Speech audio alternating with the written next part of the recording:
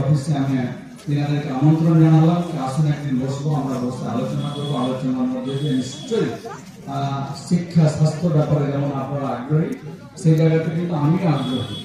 আমরা যদি শিক্ষা এগিয়ে নিয়ে যেতে পারি তাহলে নিশ্চিতভাবে সে তার ভবিষ্যৎ তৈরি করে নেবে, কিন্তু স্বাস্থ্য ভালো থাকা প্রয়োজন।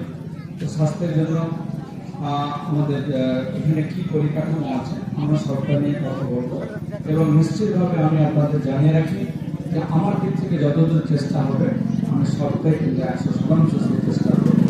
কেন কাবিলপুর শুধু নয়, আমাকে যে এলাকা থেকে আমাকে জনপ্রতিনিধি বা আপনারা দায়িত্ব দিয়েছেন, আমি সবটার জন্য কিন্তু দায়বদ্ধতা আমাকে যেমন দিয়েছেন আমি দায়বদ্ধতা মাথায় মতো করে নিয়েছি। আমি সে আপনাদের আশীর্বাদ নিয়ে করতে কাজে বক্তব্য শেষ হয়। এই রাস্তা তৈরি হবে, আজকে তার শুভ শিলান্যাস হবে। আপনাদের কাছে আমার বিনম্র আবেদন যে আপনারা একটু একটু করে যদি আপনারা একটু মাথায় হাত রাখেন বা একটু কোনো অসুবিধাকে একটু যদি মানিয়ে নেন, তাহলে পরে এই রাস্তাটা সম্পূর্ণভাবে তৈরি হয়ে যাবে। শুধু এই রাস্তা নয়, এর সঙ্গে ড্রেনও হবে।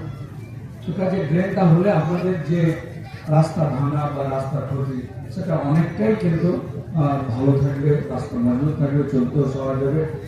বাড়ি বা রাস্তার জল সেই ড্রেনের মাধ্যমে দিয়ে নিষ্কাশিত হবে। তো এটা আপনাদের জন্য খুব ভালো আর কি। এগুলো সাধারণত খুব কম হয়, কিন্তু আমাদের প্রথম থেকে দাবি ছিল বা এলাকার মানুষের দাবি ছিল যে ড্রেনও হওয়া চাই। তো সেই ড্রেন সহ এই রাস্তা তৈরি হতে যাচ্ছে। তো যাই হোক, আমি আর বক্তব্য বাড়াতে যাচ্ছি না, আমাকে এখান থেকে আরও কর্মসূচি আছে সেদিকে যেতে হবে। কাজে আপনারা সকলের আবারও দোয়া আশীর্বাদ রাখবেন। আর এইটুকুনি আমি আপনাদের সঙ্গে আছি, বিধায়ক সাহেব আছেন, সমস্ত জনপ্রতিনিধি আপনাদের সঙ্গে আছে। শুধু একটু ধৈর্য সহকারে কাজ করে নেবেন, এটি আমার সকলের কাছে আমার হাম্বল সাবমিশন। ধন্যবাদ, সকলে ভালো থাকবেন, সুস্থ থাকবেন, মহান আল্লাহ তাআলার কাছে এই দোয়া রাখি। ধন্যবাদ।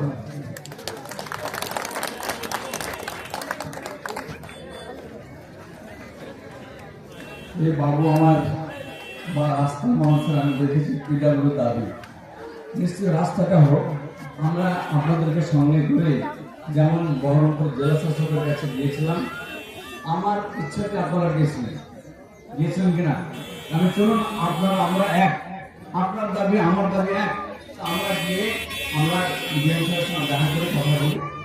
যাব আবারও আমরা আপনাদেরকে সঙ্গে করে আমরা যেমন বসে আলোচনা করতে চাইছি, তেমনটাই কোথাও যেতে হলে যাবো, নিশ্চয়ই আপনাদের সঙ্গে আছে। আমি এই রাস্তার ব্যাপারে দ্রুত শুধু আরম্ভ নয়, এই রাস্তার ডেড লাইন বর্ষার আগে রাস্তা কমপ্লিট করতে হবে।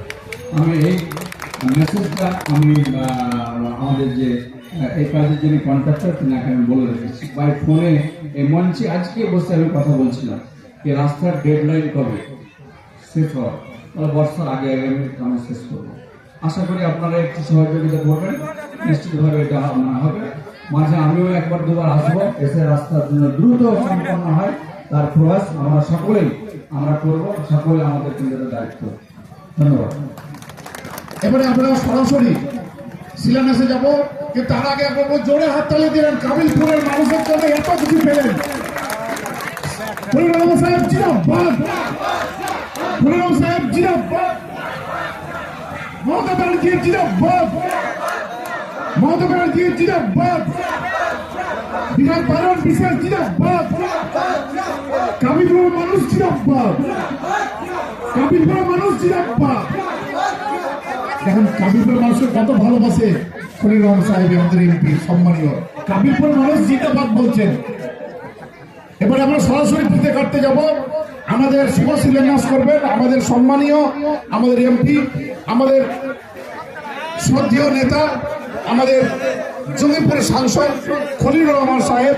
তিনি এই রাস্তা ফিতে কেটে শুভ শিলান্যাস সরাসরি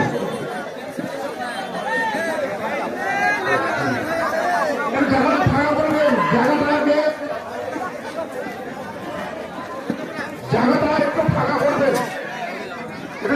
বড় করবেন জায়গাটা।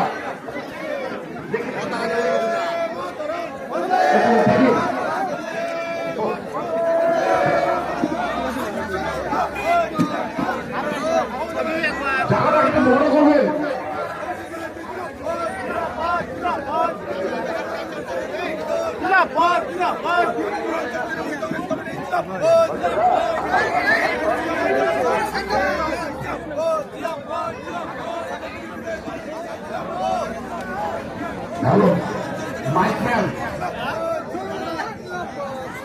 সহসভাপতি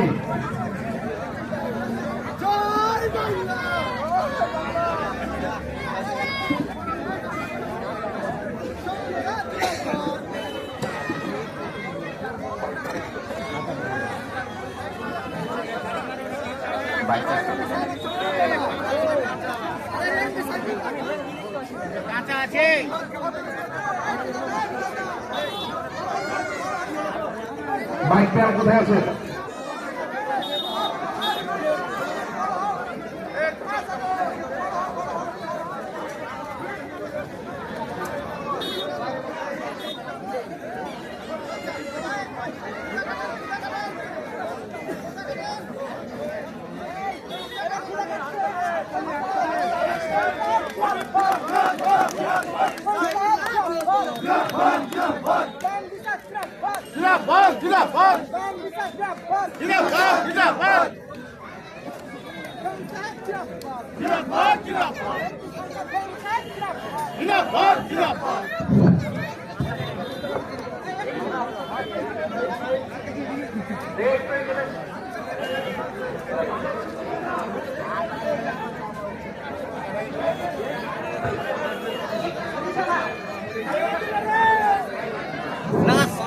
बैठो साइड दे दो বন্দে মাতরম তৃণমূল কংগ্রেস জিন্দাবাদ মমতা ব্যানার্জি জিন্দাবাদ অভিষেক ব্যানার্জি জিন্দাবাদ স্বাগতিক বিধায়ক বাংলার বিষয় জিন্দাবাদ স্বাগতিক বিধায়ক বাংলার বিষয় জিন্দাবাদ মুর্শিদাবাদ জেলা সভাপতি ফেরিস সাহেব জিন্দাবাদ কাবিলপুর অঞ্চল তৃণমূল কংগ্রেস কমিটি জিন্দাবাদ কাবিলপুর অঞ্চল তৃণমূল কংগ্রেস কমিটি জিন্দাবাদ স্বাগতিক বিধায়ক বাংলার বিষয় জিন্দাবাদ মুর্শিদাবাদ জেলা সভাপতি ফেরিস সাহেব জিন্দাবাদ কাবিলপুরের সফল হলো কাবিলপুর অঞ্চল তৃণমূল কংগ্রেসের সফল হলো